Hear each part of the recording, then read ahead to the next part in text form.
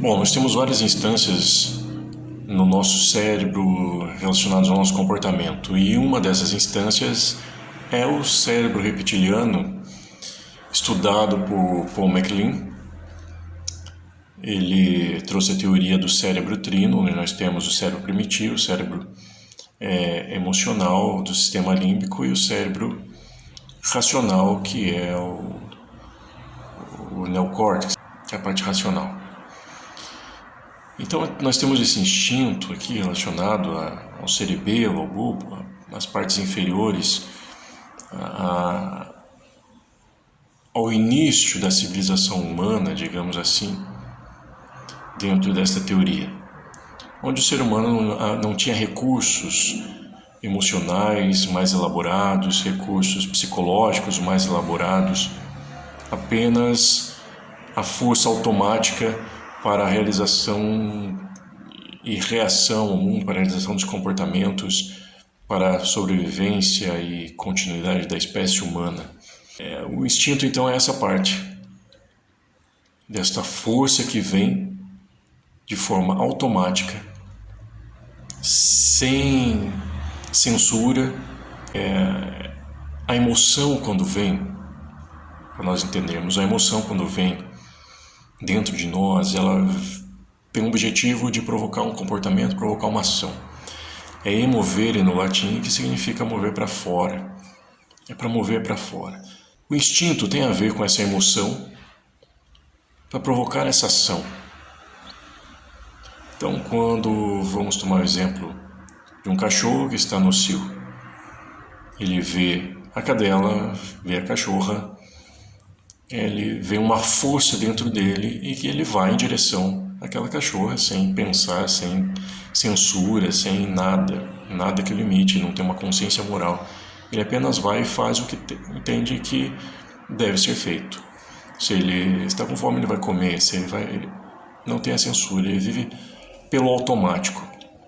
Se ele está machucado e o seu cuidador ali que cuida dele vai dar comida para ele, ele vai morder, ou tentar morder, ou vai rosnar, ou vai mostrar os dentes para esse cuidador dele.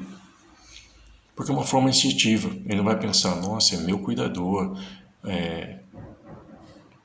Ele precisa fazer isso para preservar algo, para conservar algo. Isso é instinto. É as nossas partes primárias.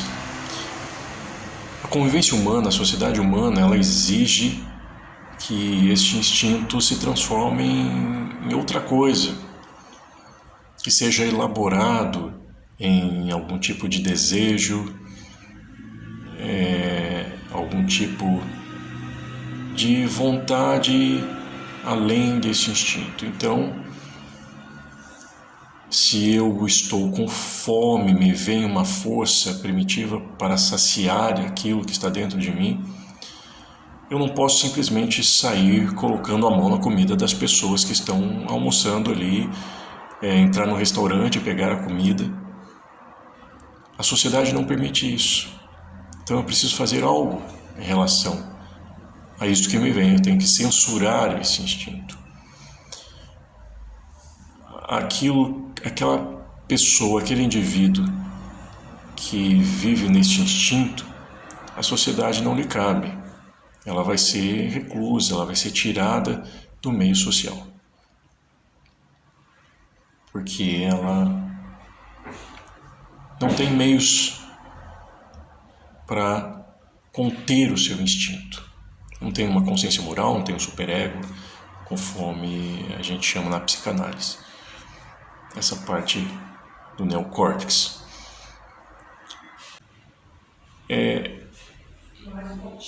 Essa parte primitiva, a pessoa instintiva, que se move mais por essas partes primárias, ela não tem muitos recursos sociais, ela não tem muitos recursos racionais e intelectuais para lidar com o seu meio.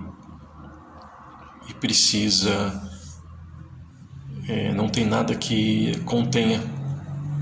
Então, se ela está com raiva, ela vai xingar, ela vai brigar, ela vai te dar um soco, ela vai explodir. pessoas que estão mais dentro dessa linha instintiva, que poderíamos até associar um pouco com a psicose, com essa linha da estrutura da psicose. Ela é uma pessoa mais explosiva, ela vai explodir. E essa questão pode também ir para outros meios. Se a gente pensar no homem mais primitivo, ele se utilizava muito da magia para lidar com o seu mundo, porque ele não tinha muitas condições intelectuais e racionais, ou seja, o cérebro ainda não havia se desenvolvido, tinha apenas a primeira camada. Dentro deste campo, a sociedade mais primitiva, o ser humano mais primitivo, ele vai se utilizar menos do racional, menos do intelectual. Vai se utilizar mais do campo da magia, por exemplo. Eu não sou contra a espiritualidade, não sou contra a oração. Acredito que isso tem muito poder, sim. Eu me utilizo disso também. Porém, há contextos onde eu não posso negar a minha racionalidade, que me faz ser humano. Eu não posso viver apenas neste campo instintivo primitivo. Então, por exemplo, nós estamos num período eleitoral. As pessoas mais primitivas, elas vão se utilizar do meio da magia. Elas vão orar, elas vão fazer trabalhos Umbanda, Quimbanda, e assim como eu vi alguns vídeos das pessoas falando sobre isso. Elas não vão se utilizar da sua racionalidade para pensar e racionalizar sobre o contexto daquilo que está acontecendo, sobre a pessoa que ela vai votar, enfim. Vai se utilizar de recursos mágicos. Então nós vamos falar, vamos orar que Deus vai abençoar a nossa nação. Mas esse Deus, ele pode dizer assim: mas eu te dei um cérebro para você pensar. Assim como há um texto bíblico, e quando Moisés clama ao sair do Egito, Deus fala para ele: porque clamas a mim? É como um pai que dá um carro para o filho, então use. E o filho vive pedindo para que esse pai lhe dê carona, mas o pai vai dizer: mas filho, eu te dei um carro, aprenda a dirigir e use esse carro.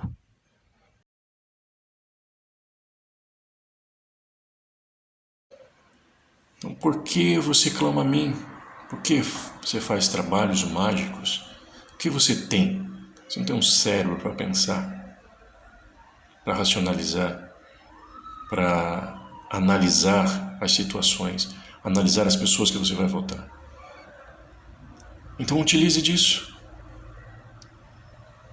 Mas as pessoas mais primitivas, que não se utilizam tanto da racionalidade, elas se utilizam mais dos contextos primitivos cerebrais, assim como o homem primitivo se utiliza da magia. Há uma negação da racionalidade. Mas eu acho muito interessante nós pensarmos, não apenas se utilizarmos da magia, precisamos usar o cérebro para isso. Não uma guerra mágica, onde cristãos estão ali clamando por algo para que uma pessoa vença e outros de outras denominações estão fazendo seus trabalhos e orações para que outra pessoa vença. Isso é primitivo. Nós precisamos avançar. Como eu disse, eu não sou contra a espiritualidade. Há contextos que sim. Espiritualidade e oração é muito boa. Mas a utilização apenas mágica, da magia, seja qual a instância for, qual nome se dê, ela demonstra um aspecto primitivo e instintivo do ser humano que não se utiliza da razão. e da própria humanidade que lhe constitui. Porque não há recursos. E isso eu não falo apenas em questão desse processo eleitoral, em quem votar, mas eu falo também em aspectos familiares, relações amorosas. As pessoas, por exemplo, falam assim: Deus abençoe a nossa relação, Deus abençoe nosso namoro, Deus abençoe nosso noivado, Deus abençoe nosso casamento, vamos orar. Sim, é bom, mas a gente fala: Deus abençoe o nosso casamento. Sim, mas se nós apenas ficarmos nisso, nós estamos apenas utilizando um campo primitivo sem recursos mais elaborados para tal. Ou seja, nós abençoamos a nossa relação utilizando a nossa inteligência. Estamos com problema? Ok, vamos conversar. Vamos mudar comportamentos. Vamos entender o que pode ser feito. Vamos entender o contexto. Então nós estamos utilizando recursos mais elaborados, não primários, para lidar com as nossas situações.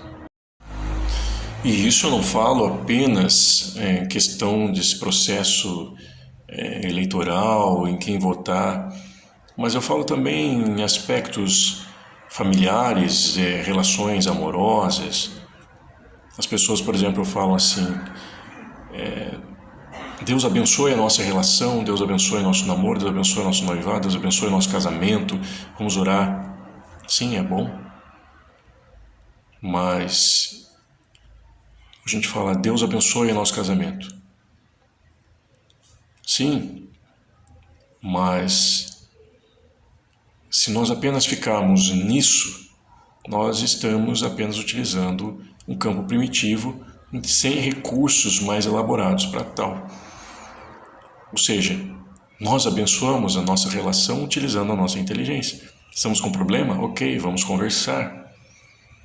Vamos mudar comportamentos. Vamos entender o que pode ser feito. Vamos entender o contexto. Então nós estamos utilizando recursos mais elaborados, não primários, para lidar com as nossas situações. E assim Deus nos abençoa, assim nós somos abençoados. Somos abençoados com os recursos que nós temos. Nós temos muito recurso aqui.